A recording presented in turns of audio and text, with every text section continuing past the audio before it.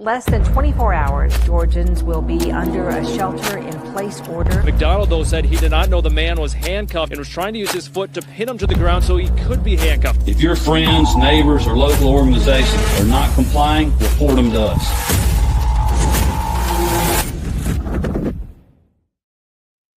Hi, everybody. Welcome back to the Free Georgia Podcast, the official podcast of the Georgia State Libertarian Party. My name is Kat Hartley, and as you can see, I am flying solo on this episode. Jake could not make it today because he's finishing up the second season of his amazing docuseries called The Cascade Effect, where he's been investigating corruption in the Cascade County Police Department, up in Montana where he's living now. So if you guys are true crime fans, go check out that first season. And if you guys like it, keep an eye out for the second season, which is coming out in about a month. So on this episode today, I will be interviewing Jon Padfield. We've had him on the show before. He has his own channel called The Business Reform. I always love talking to him because he just has so much information on how the government and other companies are invading our privacy. And on today's episode, we talk about Florida's HB 945 bill that thankfully did not get passed. We talk about that. We talk about other invasive technologies, and we also talk about his Brushfires of Freedom Tour, which he's bringing down here to the South. So if you guys want more information about all of those amazing things, stay tuned to our episode. Hi, Jon. Welcome back to the podcast. Thank you, Kat. It is wonderful to be back with you again. I think the last time you were on here was in October. Am I right? I think that's right. October, November, sometime late last year. What have you been doing since then? It's been a busy couple of months since I was here last. I have announced to my division head at the university that I will not be coming back after my contract is up. I'm not tenured, but I am a business professor, and my YouTube channel has grown, and I'm planning on going full-time as a content creator. So I've notified the university that I'll be leaving when my contract's up, and I've been planning tour events. I have what I call the Brushfires of Freedom Tour. It's based on an old quote. It doesn't take a majority to prevail, just an irate, tireless minority keen on setting brushfires of freedom in the minds of men. And that quote really inspired me because I love this idea of brushfires of freedom. And so I've started traveling the country, and I'm going to be down in your area next week. That's spring break for my university. But I'm going to be down in Auburn, Alabama on the evening of Monday, March 16th. Fayetteville, Georgia on the evening of Tuesday the 17th, going up to Chattanooga, Tennessee on the evening of Wednesday the 18th, and wrapping up this tour leg in Knoxville on Thursday the 18th. And looking forward to getting out and meeting more people. These are free events, and we're going to be talking about surveillance and privacy and mankind's desire for freedom. Freedom is incompatible with 24/7 surveillance. You're really not free if you're constantly under observation. You're more like a zoo animal. And so we have good discussions. I've been doing these all around the country. I've been to Florida. I've been to Utah, Illinois, Wisconsin, and looking forward to coming back to Georgia. This will be my second time to Georgia and my first time to Alabama. On Tuesday, the 17th, you'll be with Elizabeth doing, yes. She'll have Banished Big Brother there as well. Yes, and she will also be in Auburn, Alabama on the 16th. So she will be there twice. And Banished Big Brother is helping to sponsor this tour. These are free events. There's no cost to the public to come out and attend. But Banished Big Brother is helping to cover the cost of my travel and things like that. If you don't mind, I'd like to go ahead and give the address for anyone that's interested. Yeah, of course. Go ahead. On Monday, March 16th, the event starts at 7 p.m. and it's at Baumhower's. The address is 2353 Bent Creek Road in Auburn, Alabama. And then the next day, Tuesday, March 17th, again starting at 7 p.m. I will be speaking at the Townsquare Playhouse at 455 Glen Street South, Suite 107, and that's in Fayetteville, Georgia. And if anyone sorry. wants more details, the web address is brushfirestour.net. Excuse me, brushfirestour.com. Okay, I will make sure to put that in the description as well as the locations of Okay, the event. perfect. Thank you. Yeah, of course. So tell us a little bit more about what y'all will be talking about and like exactly what you're looking forward to. I have spent the last couple of months really digging into what I call the surveillance infrastructure, because surveillance is not new, but it is getting more and more advanced every day. Part of that is due to AI. Part of it is due to the cost of cameras and microphones getting cheaper by the day. And there was so much surveillance already going on through things like fog data science, which buys data from all the apps on your smartphone, and they piece together everywhere you've been. And then they sell a subscription to law enforcement. So if you ever showed up on the radar of law enforcement and they wanted to know where you've been for the last 6 months, they log into their subscription to fog data science, and they can put in your phone number and they can see minute by minute where has your phone been for the last 6 months or 2 years or however long they want to track you. I find this incredibly invasive, but it's worse than that. I was having a conversation with a reporter from a major news outlet. He has not released his story yet. It should be any time now. But I asked him, were you aware of fog data science? And he was not. And I said, do you ever have whistleblowers come to you to give you tips about shady things going on? And he kind of chuckled and he said, yeah, that happens from time to time. And I said, just imagine this scenario. You write a story for your media outlet and you step on the wrong toes. And now somebody is offended that you revealed information they didn't want made public. They want to know who the whistleblower is. So all they have to do is take your phone number and look to see everywhere you've been for the last, say, 3 weeks, because if it's a hot lead, you're probably not going to sit on it very long. So you publish a story today, somebody in law enforcement looks up your phone number and they look to see where have you been for the last 3 weeks. And they notice that 7 days ago, you went to a park and sat at a park bench. They know because they can tell within inches where your phone was. And they noticed that another phone came up and sat down next to you on that park bench for 45 minutes, then left. Was that the tipster? Well, now all they have to do is follow that phone. Where did that phone go after the meeting with you? And they can follow that person back to where they work or where they live to identify who you met with, all without a warrant and all for an annual subscription fee to fog data science. So this level of surveillance has been around for years. It's done without warrants. It's done usually without notifying the courts how this information was obtained. But the whole point is that surveillance is totally invisible to the public. You never see a camera because they don't need a camera. All they need is that app that's on your phone. So that's what I call the invisible infrastructure that's been around for years. Flock, I call them Flock Surveillance. Officially, they're the Flock Group or Flock Safety.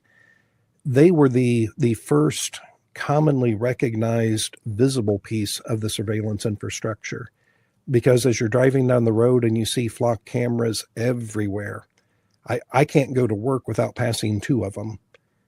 And Flock is taking a lot of heat right now, probably not as much as they deserve, but Flock is taking heat because they are the first visible piece of the surveillance infrastructure.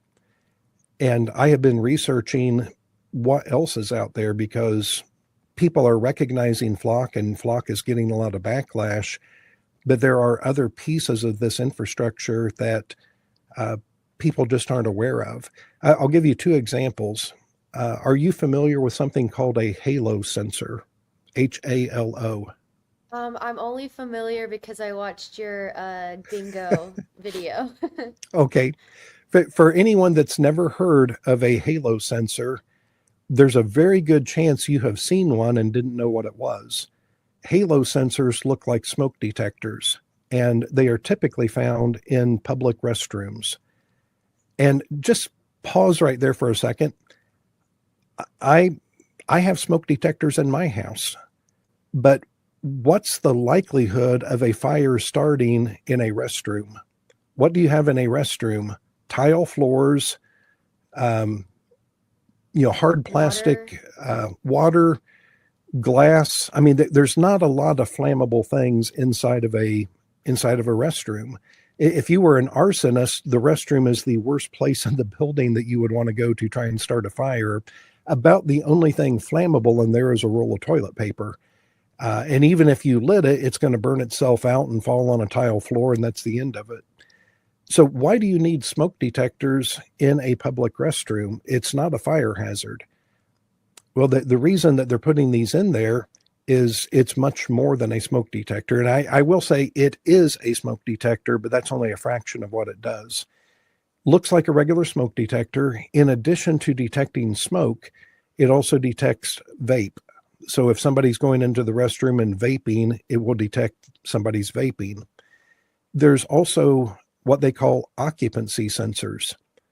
And they claim this is not a camera, but this is a sensor built into the smoke detector that can tell how many people are in the room. Okay, they don't elaborate exactly on how that occupancy sensor works, but they claim they can count how many people are in the restroom. In addition to that, there is a microphone built into it, and it listens for keywords. They do not divulge what those keywords are, but they do say that AI performs aggression analysis. And so in theory, this is there to prevent bullying. If one person goes into a restroom, let's say this is a middle school, one person goes into a restroom and another person goes into the restroom after them and shoves them up against the wall and threatens them, give me your lunch money or else. This sensor mounted in the restroom has a microphone. AI is listening to the conversation, listening for keywords. And if it detects certain keywords, which it comes with a standard set of keywords, but the owner of the sensor can have additional keywords added. And if that sensor detects those keywords have been spoken, it triggers an alarm and it alerts authorities. Better get somebody down to the restroom as soon as possible. And here's my big problem with all of this. It's sold under the guise of public safety. Well, let's think about what public safety means. In the intro that you played right before you and I started talking, there was some media clips about compliance. If you're, I'm assuming that those were from the pandemic, but public safety involved, you can't leave your house. The governor has ordered, the mayor has ordered, people can't leave their houses. I've never seen anywhere in the Constitution that any governor or even president has the authority to confine people to their homes. I've read the Constitution many times. I've never seen that provision.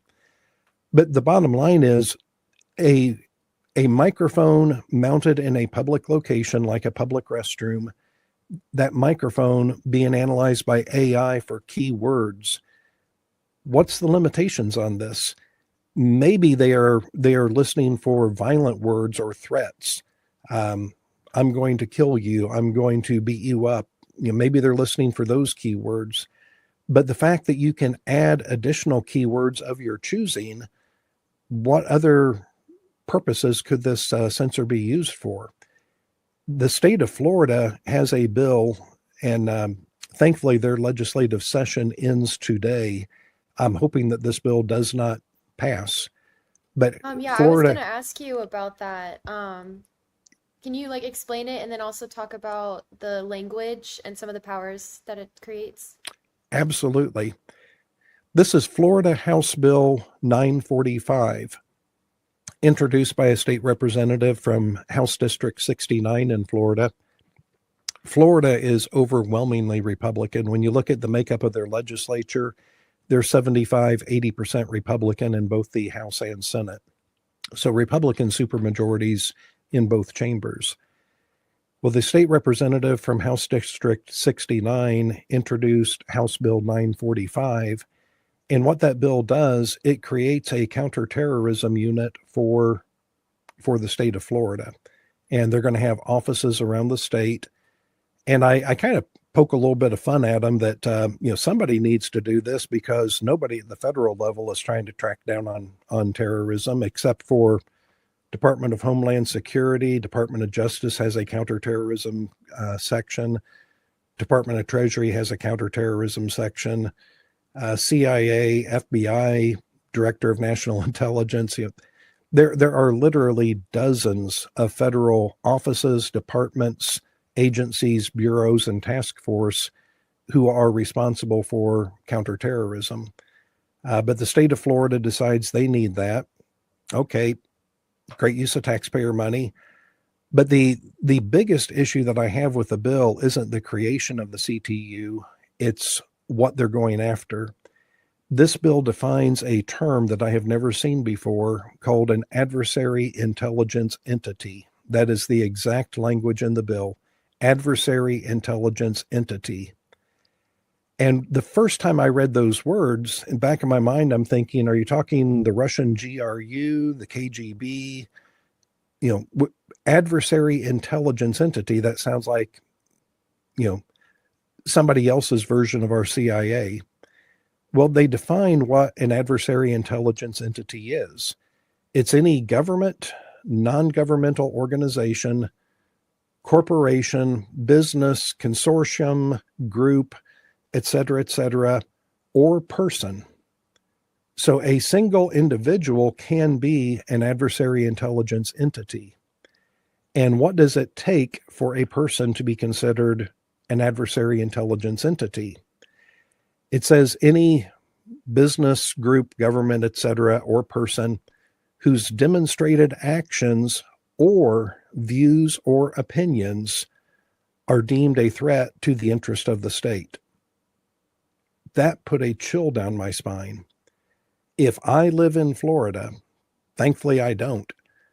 If I live in Florida and I hold views or opinions that are deemed a threat to the interest of the state, I am by definition an adversary intelligence entity.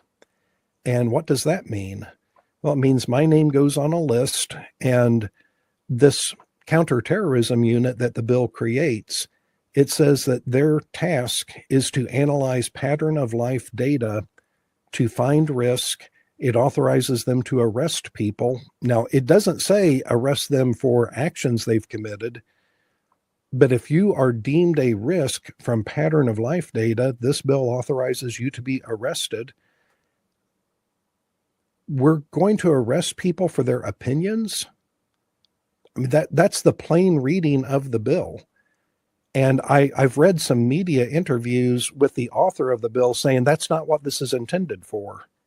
It doesn't matter. That's what the bill says. You can't pass a law that says it's illegal to hold these opinions and then say, that's not what I intended. That's what it says. What do you think the courts are going to do with that? That's what it says. They're not going to bring you in to testify when somebody gets arrested so that you can clear the person saying that's not what I intended. Words have meaning, and that piece of bill or piece of legislation is a horrible, horrible overreach, literally criminalizing thought. And so in my video, I talk about Florida's thought police, because that is what this bill creates, is Florida's thought police. You hold the wrong views or opinions, you can be arrested.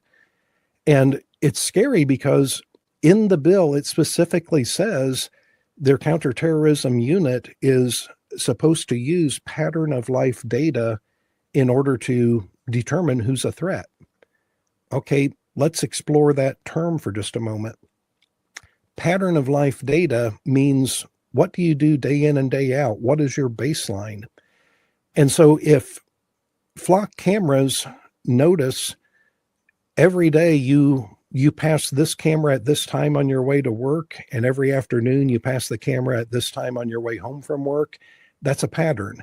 And Monday through Friday, I expect to see you pass this camera at a certain time, plus or minus 15 minutes. But last Thursday, a flock camera detected your car driving 2 counties away at 10 p.m. That's a change in your pattern of life. What were you doing over there, Kat? Explain yourself, because that's an anomaly from your baseline. I'm sorry, but that's nobody's business. If I want to go for a drive at 1 o'clock in the morning, that's my business, not theirs. But pattern of life data means we're going to analyze your routines. And if you are meeting with the wrong people, we know this person holds some opinions that we don't like, and you're meeting with them, especially if you're meeting with them in an out of the way place like a park, and then you get to be on that list too, because your pattern of life data says you may be a threat. This is horrible, beyond Orwellian language. And that bill, when it was introduced on December 30th, 2025, it was assigned to a couple of different House committees in Florida. It passed every one of them overwhelmingly. The first committee that it went to, it passed unanimously. The second committee it went to, it passed, I believe it was 17-1.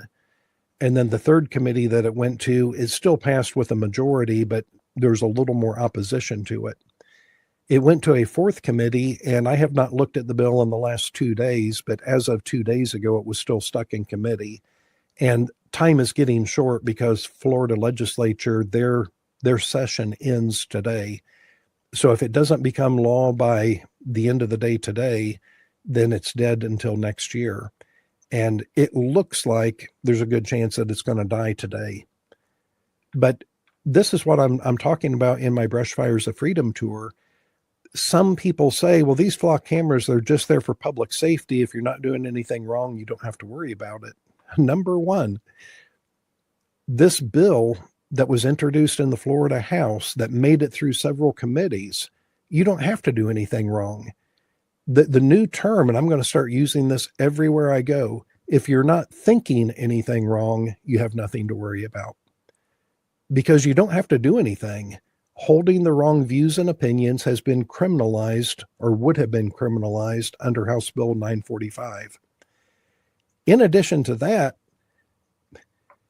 it's not if you're not doing anything wrong, it's become if you're not thinking anything wrong. And now there's a third category, if you don't look like anyone doing anything wrong.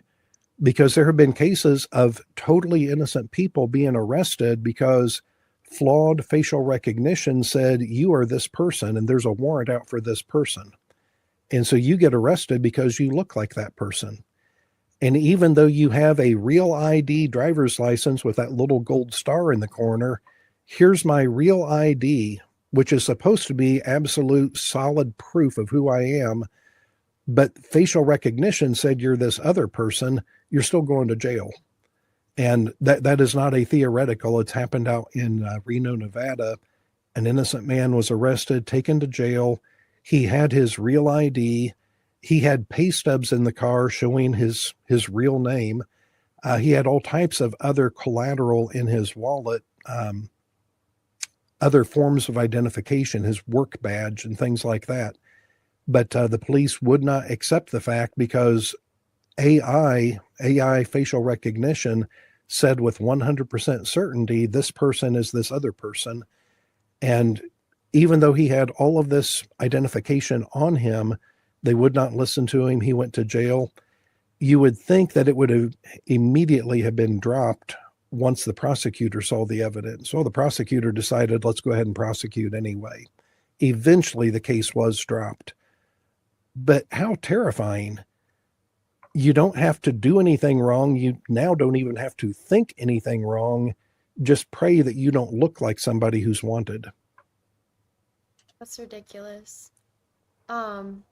So specifically with that bill, if it is passed, do you think that that would set a precedent that maybe other Republican majority states would follow suit in passing a bill like this?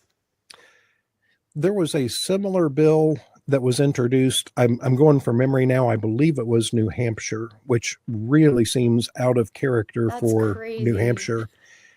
But that bill died a very quick death. One person introduced it, and I'm a former Indiana state representative.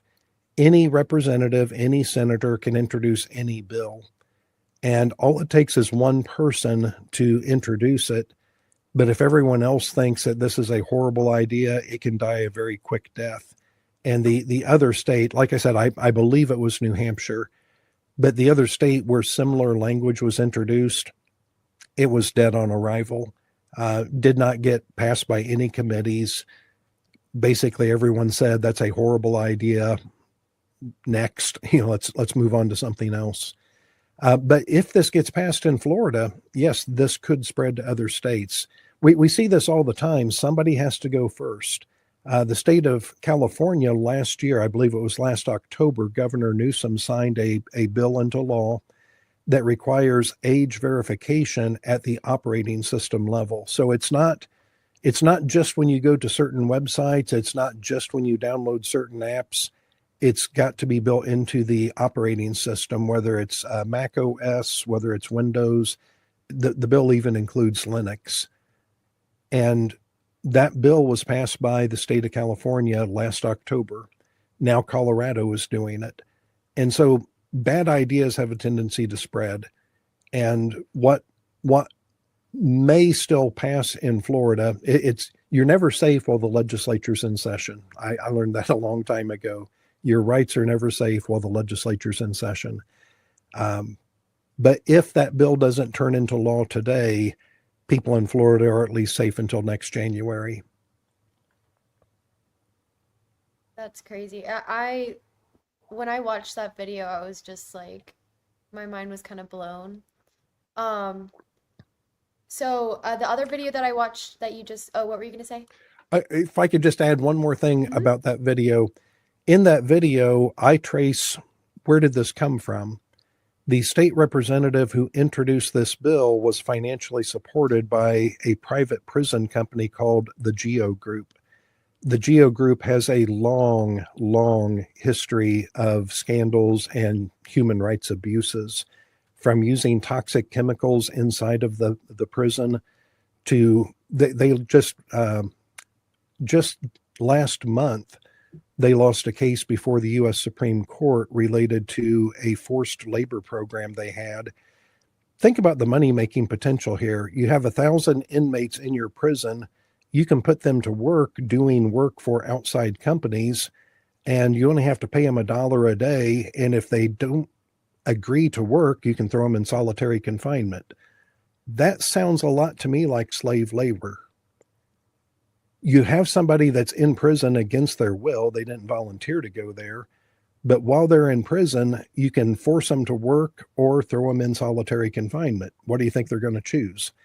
And then you can collect money from other companies for the work that these people are doing. This is wrong. But they were arguing that it's okay for them because they're federal contractors. And I couldn't make this up if I tried. That was their rationale when they lost in front of the Ninth Circuit Court of Appeals. That was their argument when they lost before the United States Supreme Court. We're federal contractors. We're acting on behalf of the government, so it's okay for us to do this. The Ninth Circuit Court of Appeals said, you're wrong. They appealed it. It went to the Supreme Court. The Supreme Court said, you're wrong. You can't do this. But that's the Geo Group. They're a private prison company with a long history of scandals and human rights abuses. They were the ones who helped fund the state representative who introduced this bill. What would this bill do if passed? It would ensure that a lot more people are arrested. And what would happen to those people? Well, in Florida, 13% of all prisoners are held in private prisons. And so to me, this just looks like a mass cesspool of corruption when a company that makes money for housing inmates helps pass a very broad law to get more people arrested. That kind of looks to me like they're just trying to get more people incarcerated so they can make more money from the state, housing people that are deemed a threat to the state because of their views and opinions. In addition to the GEO group, there's only one registered lobbyist in favor, and I drop the receipts. I have links to all of my sources, but there's only one registered lobbyist in Florida who was supporting this bill, Celebrite. Some people are going to recognize that name, some won't. Celebrite is an Israeli-based digital intelligence company. They make data extraction tools for law enforcement, the same tools that have been used by authoritarian regimes for harassing and cracking down on journalists and activists. But Celebrite, who makes these digital forensics tools for breaking into people's phones, they make spyware. That is the company that's lobbying in favor of this bill. So again, in my mind, there is a lot of shady things going on with this bill. Moving on to some of the surveillance tech. Apparently in my city of Dunwoody, the police have adopted drones as first responders. Mm-hmm. And I was like kind of skimming through some articles about it. And it was kind of funny to see that the stories that they've had with the use of these drones haven't been like revolutionary in any way. Like they haven't actually like helped better than, you know, their own body cams or, you know, the police officers themselves. One story was the drone was called after I think there was like a struggle with the police and the person they were trying to arrest. The drone just came and just videotaped it from like an aerial view, and that was pretty much it. So obviously, like they say with all of these new techs that they're gonna be helping law enforcement or helping whichever department, and it doesn't seem like they do much other than surveil or get like, you know, more different views of the things that are already happening and that, you know, are already being handled by the police officers. 100%. When I think of the term first responder, I have a very good friend. He works for the hospital. He not only is a paramedic, he is responsible for training paramedics. Excuse me. He's responsible for doing a lot of public training for the public. I have taken classes with him on stop the bleed and some other emergency first aid because this is what he does for a living, being a paramedic and training other people on what to do in an emergency. So when I think of first responder, number one, I have a very, very high respect for true first responders. They are saving lives. If I were involved in a car accident, you know, pinned in my car, bleeding, you know, hearing the sirens of an ambulance, that's very comforting because you know that a first responder is going to be there to help extract you from the car, administer first aid. Now, how comforting is it? You're in a car wreck, you're pinned in your car, and you hear woo, woo, woo, woo, woo, woo, woo, woo, woo. What's that drone going to do for you? Is it going to apply a tourniquet? Is it going to get you out of the car? No, it's going to videotape you dying. Calling a drone a first responder is an insult to first responders. First responders are there to help. That drone is there to document. And so I refuse to use that language. The drone is not a first responder. If you want to call it a first observer, okay, I'll go along with that. I'll call it a first observer. Somebody calls 911, we can get an observer out there to watch what's going on. Doesn't really do the victim any good, but at least we have a video of what happened. But to call it a first responder, I absolutely think that's an insult to real first responders. Are there any other texts like that you haven't mentioned in your videos yet? Oh, that I haven't mentioned in videos. Let me share one other one that I mentioned in my surveillance bingo, because I think your audience would be interested in this. Flock cameras record your license plate. They record your bumper stickers, make, model, color of your car, distinguishing characteristics like scratches, dents, bike racks, roof racks. They take what they call, this is their language, it's a vehicle fingerprint. And that way, if later they see your car, but at an angle that they can't see the license plate, they can still recognize that's your car because of the bumper stickers. That alone is terrifying. Imagine somebody being elected to office who says, give me a list of everyone who's pro-life or pro-choice or pro-Palestinian or pro-Israel. I don't care what side of an issue people are on. I don't want the government maintaining list of people that have certain types of bumper stickers. So anyway, that's Flock. Well, Flock, while they are the 800-pound gorilla of license plate readers, they have dominant market share. They do have competitors. And one of their competitors is a company called Leonardo. You rarely ever see a Leonardo license plate reader. And the reason for that is twofold. Number one, physically, they are much smaller than a Flock camera. But number two, Leonardo cameras are built to be hidden. And so where do you typically find a Leonardo license plate reader? Inside of traffic barrels along the interstate.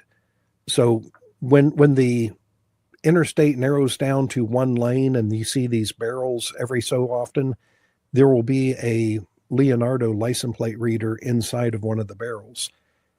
Sometimes they will put them in a truck toolbox for an unmarked police car, but there's a license plate reader built into the toolbox. Again, unless you are really looking for it, you're not going to see it. They'll put them on a car that has a cargo carrier on top of the car.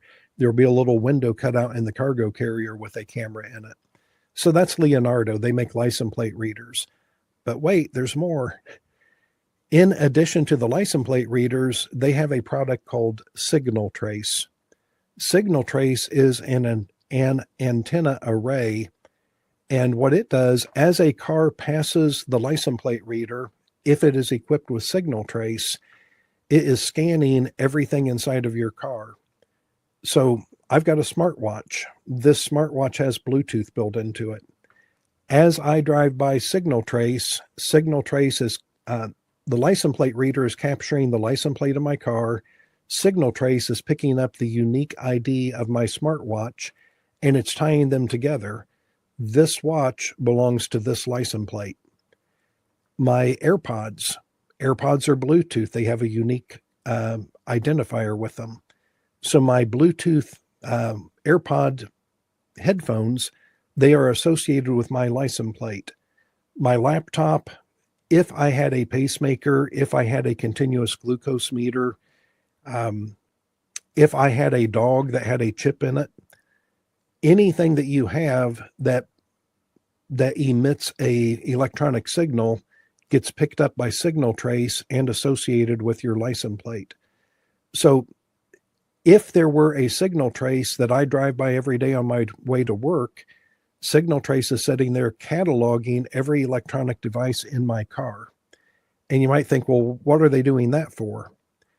What from a surveillance standpoint, what's better than knowing where your car is, knowing who's inside of it? So if the day comes that my car isn't working and I ask you, hey, Kat, can you give me a ride to work tomorrow? And you say, sure. I get in your car wearing my watch, carrying my headphones.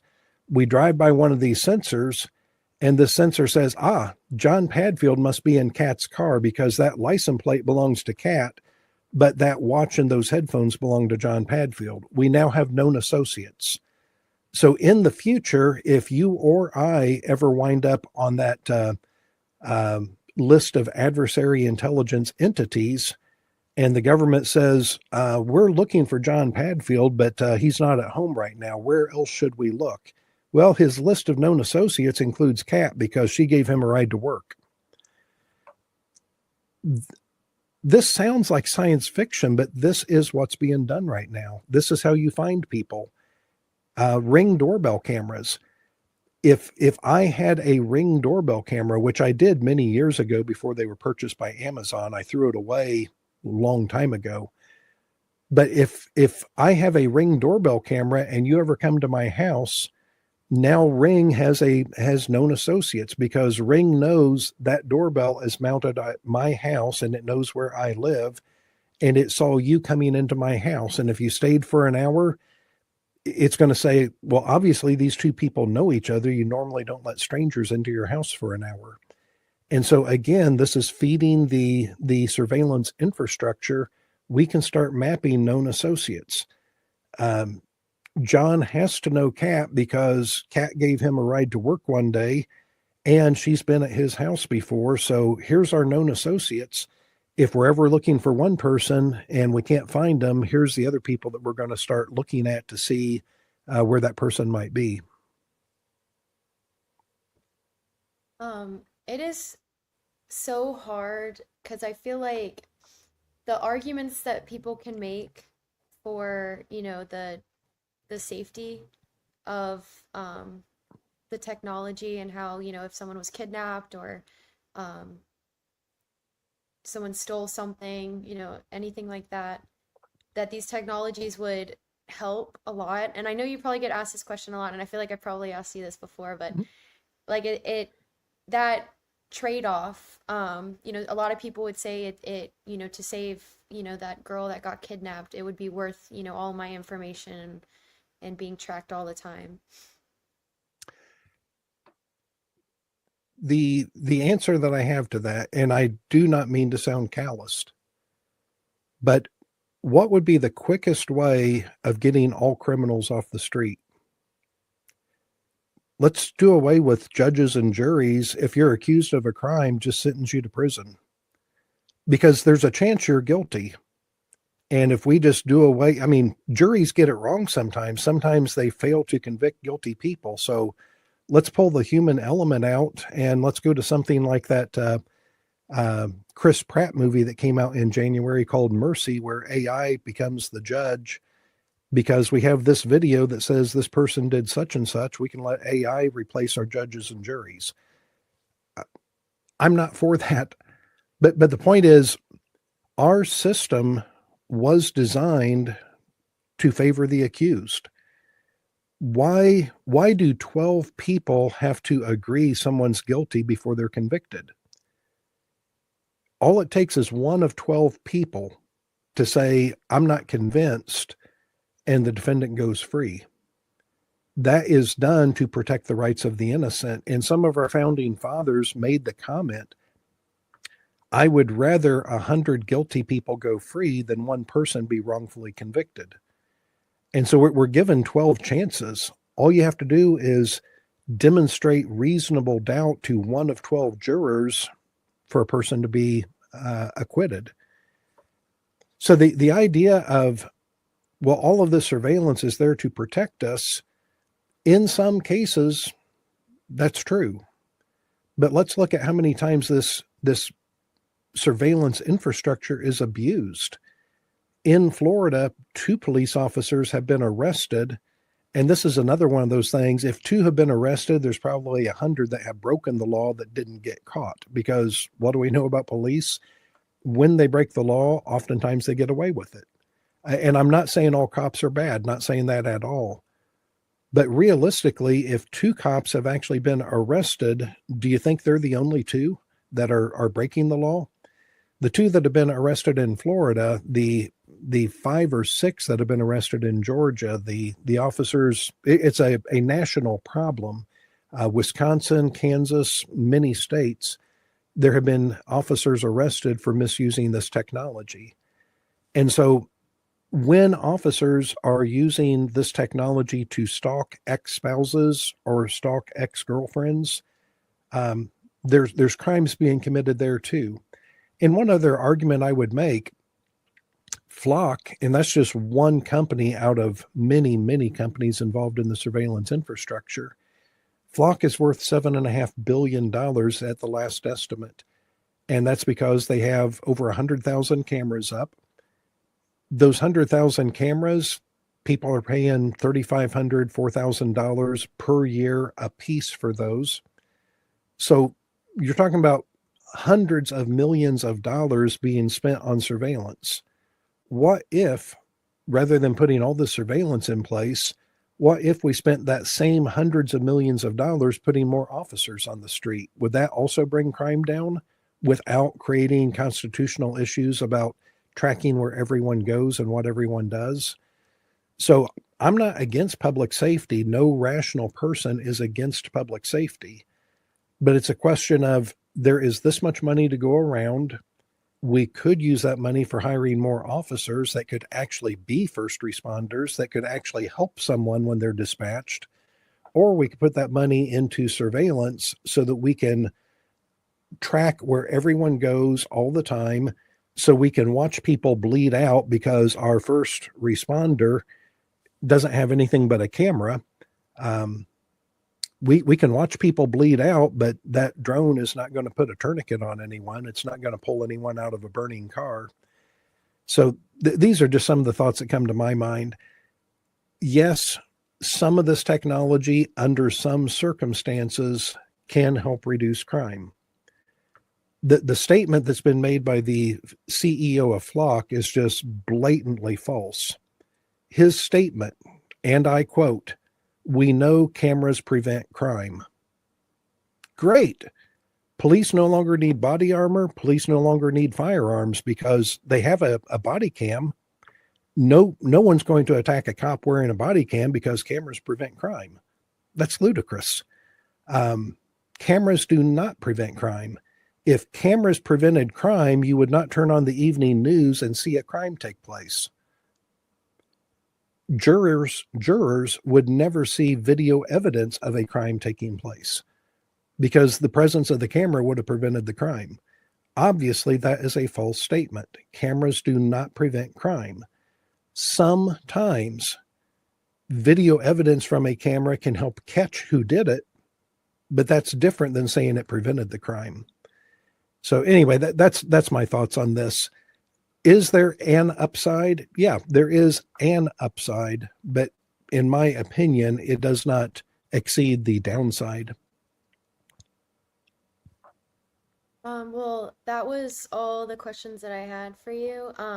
Unfortunately, I won't be able to make the Fayetteville event because I'll be working. It's St. Patrick's Day, and I do alcohol promotion, so I'll be working that night. Okay. And I'm very upset about that. Are y'all going to be like recording anything so that anybody could see it online if they're not able to make it? I'm going to try, because I normally do a YouTube live stream the first and third Monday of every month. And the third Monday of March is going to be the night that I'm in Auburn. So I am going to try to do a live stream from the Auburn event, which would be broadcast on YouTube and recorded. I can't guarantee that's going to work because I've never tried it before. My other events, I normally record those and I make those available on my Patreon. I would love to meet you in person sometime. This is our second podcast that we've had a chance to talk to each other. I will probably be coming back to Georgia again. I know I'll be there for Dragon Con this fall. That's always over Labor Day weekend. So hopefully you and I will be able to connect in person sometime. But I hope things go well with your job on the 17th. And thank you for reminding me that is St. Patrick's Day, because I don't wear a whole lot of green, but I'll make sure I do that for the Fayetteville event. Also, what was I going to say? Oh, we have the Libertarian National Convention. I don't know if you're a libertarian at all, but we have that in May. And I think it's like the Memorial Day weekend. Mm-hmm. So I'll be going to that. So if you wanted, it's in Grand Rapids, Michigan. So it's not too far from Indiana, I don't think. Oh, wow. Yeah. I don't call myself a libertarian, but you might notice the statue over my shoulder is a Statue of Liberty. When I served in office, I served as a Republican, but I had previously run as a Libertarian for that seat. To the best of my knowledge, I still hold the record in Indiana, having won 17% of the vote running for state office as a Libertarian. That was back in 1992. 94, I ran for the same seat as a Republican and actually won. So I do have very strong Libertarian leanings, but I really don't call myself a Libertarian. But from our conversations, you can probably tell where my heart is. I have very strong Libertarian leanings. But anyway, I didn't realize that the national convention is going to be in Grand Rapids this year, so I may try to make that. Very awesome. Well, yeah, I hope you do, so we can actually meet in person. Yep. All right. Well, I enjoyed having you on again. I hope to have you again on soon. It's been a pleasure for me, and I look forward to the next time that we talk, whether it's another Free Georgia podcast or possibly up in Grand Rapids. This you said May is when that event's going to be? Yeah, it's Memorial Day weekend, I think, from Thursday to all the way to Monday. Okay, great. Well, hopefully I'll meet you in person there, and I look forward to whenever next time our paths cross on the Free Georgia podcast.